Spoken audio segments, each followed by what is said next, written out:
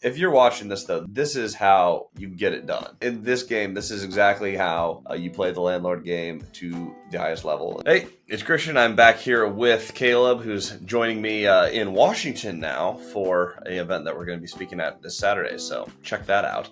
This weekend in Tacoma. We'll put a link below.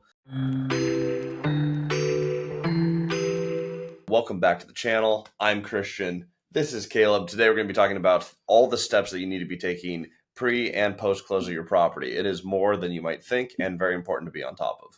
It sure is. When I was first closing, I actually didn't know this. For some reason, it never came up. I didn't know I didn't know how to do insurance. So yeah, there's definitely a lot to talk about. Yes, there is. Things that are very important. Yes, it turns out if you're new, yes, insurance is going to be one of the many things that you need to do. So let's talk about the wind up to the close, because these are the things you don't want to scramble on. So you want to make sure that you have your. I'm just going to go on the LLC standpoint. I was going to say the same thing. Operating docs, having your LLC filed. Yep, exactly. So if you have a partner and you're buying this in an LLC, you're going to want to make sure all the docs are filed. So you're going to have an individual state filing. And as soon as that filing goes through, which in most takes like 5 to 10 days. Lately, I've seen a back order in Texas with stuff I'm doing. Yep. It's been hit and miss in Washington. Some of them have been same day. Some of them have taken 2 weeks. Same day. I've never had a same day. I think my quickest has been like 6 days. Yeah. So it's it's hit and miss, but you want to allocate a few weeks to get that done. Once that's in, you want to get your EIN number. That's your federal taxpayer number.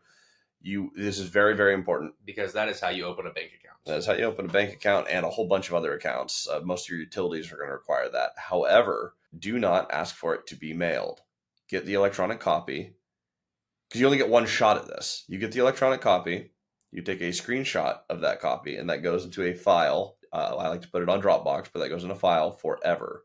That is your EIN. It's like a social security number. If you lose it, it is a large hassle and time-consuming thing to get a new one. You can't just go look up an EIN at any point. You're going to get one shot at it. So get that correct, get it photographed, get it saved, and away you go. Yep. With that, you open up the company bank account. Now, I've had properties where we have not done the bank account to close. That is not a best practice.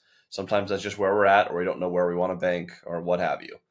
Generally speaking, though, you want that EIN, you want the bank account done, set up, you want money to pass through that, and at closing, there's usually going to be some money returned to you. Usually there's some overage. I don't like to fund exactly to the dollar. I like to make sure that if anything comes up, we've overfunded slightly. There'll be a check that comes back to you, as well as security deposits and such. And with all of those, you should have pretty much everything you need for the money movement. You'll have, again, state IDs. You're going to have your state filing. You're going to have your EIN number, and you're going to have your bank account. Now, you mentioned insurance. Mm-hmm. Extremely important that you give yourselves a couple weeks to get that done. I have had, I'm so used to Washington where our insurance rep knows us really well. They know our market really well. I can call him, and within about 24 hours, I can get a quote. Wow. Yeah, it's super easy. However, when we bought the Robinhood, it took 3 weeks to get one quote. That held things up a little bit from what I remember. And it delayed the close of our sale by 1 week. And we thought we could assume the old insurance. We weren't actually able to. Yep, that's the case in a lot of stuff in Texas for buying multifamily. I haven't been able to assume a policy once. And this is why when you're doing these, some people are like, oh yeah, I want to try to pull off a 10-day close. We don't do that. It's not because it's like, oh, I can't move the money for that. It really is. I have to file with the state. I have to file with the government. I have to open a bank account. We have to make sure we have enough time to get insurance. There's a period of due diligence that we have to do on every single deal where we're going to make sure that everything we've been told is true. Yep. Going to check bank statements. We're going to be checking rent rolls, tenant estoppel letters. Realistically, the fastest, even though it's possible to close in 14 days with the all cash offer, that's not what we do. Or even seller finance low down. If you have the money, you can just knock it out. Yeah, the money isn't the issue. A lot of people when they're getting started think the money is the biggest holdup when you're getting to close. It's really not. The money's usually, I've found, the easiest part of the whole thing. It's got your operating docs, you got to file with the state, government, bank, insurance, all this other stuff. Extends the process way longer than you might think. Now, the other thing that you want to get on top of is the utilities. Right after close. I've seen this done multiple ways. Typically, the way it's done is after it closes, you, the buyer, will call each of the individual utility companies, let them know it transacted, and swap utilities. That is standard practice. However, I have seen it done. This happened on Cody My 22 this last week.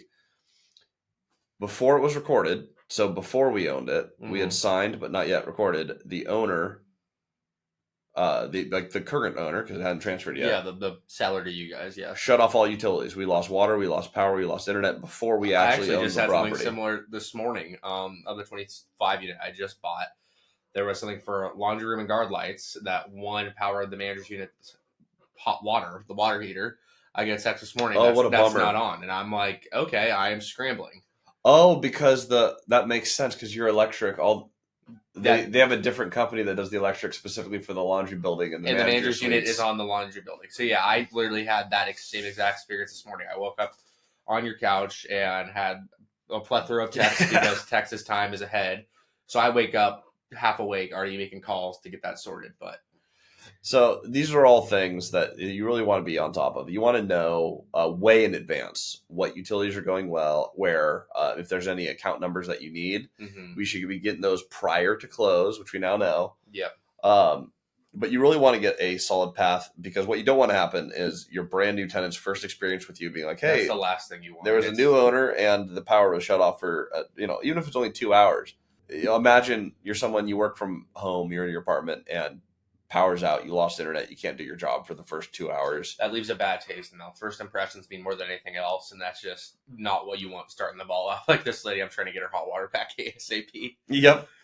So these are all the things that we focus very hard on, and I think a lot of people don't realize all that goes into an open and close. Because I'll be honest, this YouTube video is not going to get a lot of views because it's not all that sexy. We're talking about this is the nitty gritty. Nobody cares about this. They like the glamour, like the capital raise, the numbers, all that stuff. This is the BS you have to do. If you're watching this though, this is how you get it done.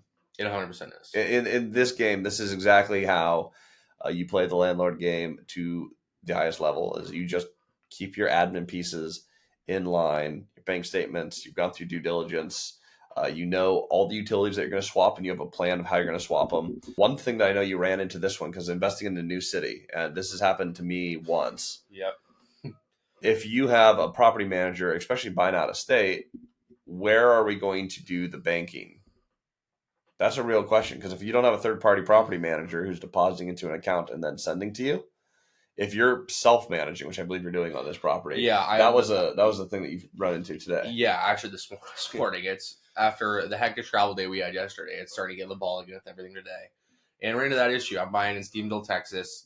There's no large banks down there that are up here or in San Diego, wherever. There's nothing West Coast banks. So it's having to figure out, hey, how do I do this? So that is filming the YouTube video, and we're getting on that next. But yeah, I am self-managing, and I'm moving down there, so I will be on site. But for that 2-month transition, it's like I have to figure this out. Yep. How are we going to collect the physical checks? That's something that you got to ask yourself on any acquisition you're doing. How are we collecting money? Now, ideally, everyone pays online, but on a lot of the things that you pick up, it's not ideal. That's not ideal day one. It's not how it's going to happen. Yeah.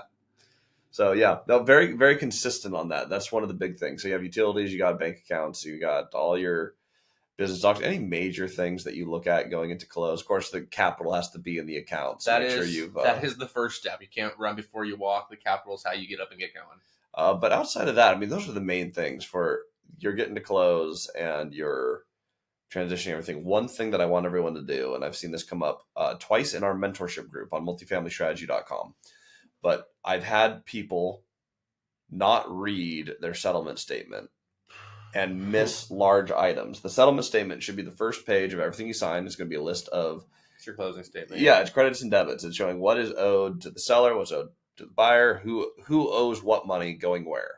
You want to read every single line. It does not take that long at all. Oh, it's quick. It's just numbers. You're not reading 100 pages of legal. You're literally reading. It's pretty much a chart with a table with numbers, dollar amounts, and what you're getting. It's not that complicated.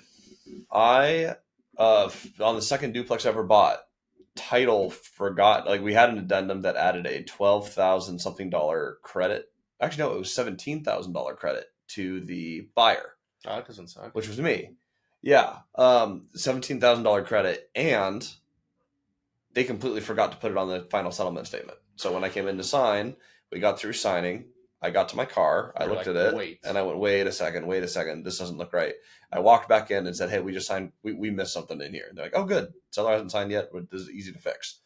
But you need to read that, because that right there, $17,000, you don't want that to be off. You don't want to start off with your... That's not nothing. Yeah, it's not nothing. And it's just as easy on a larger transaction to have that be $170,000. Yep. So read that settlement statement, sign for everything. I'm going to leave you guys with one last suggestion. I know this one was all over the place, and that's kind of how closes are. So this is a good illustration. But you want to get these into note servicing as soon as possible. That is one of the easiest things to do and track. And when it comes to tax season, it's going to be so much easier to pull statements. But make sure that you have a good note servicing company that you're comfortable with, who is paying directly. Whatever the cost is there, it's usually pretty nominal, but it's absolutely worth it. Absolutely worth it. Caveat there. I mean, out of my 4 deals, I have a guy who didn't want to do note servicing. Mm-hmm. So that is there. If the deal is worth doing, that's not an entire backbreaker, but you want to do it. Just prefer it on almost all your transactions if the seller is and your lender is open to it. There we go. Which they typically are. Yes, they are. So if you want more real estate tips, and this is just, I like to talk about the things that are happening actively. Since you were just in Texas, I thought this was the right thing to talk about. I closed the deal last week. You closed the deal last week. Felt like the right timing. However, if anyone has questions, post them in the comments below, and we will see you guys on the next episode.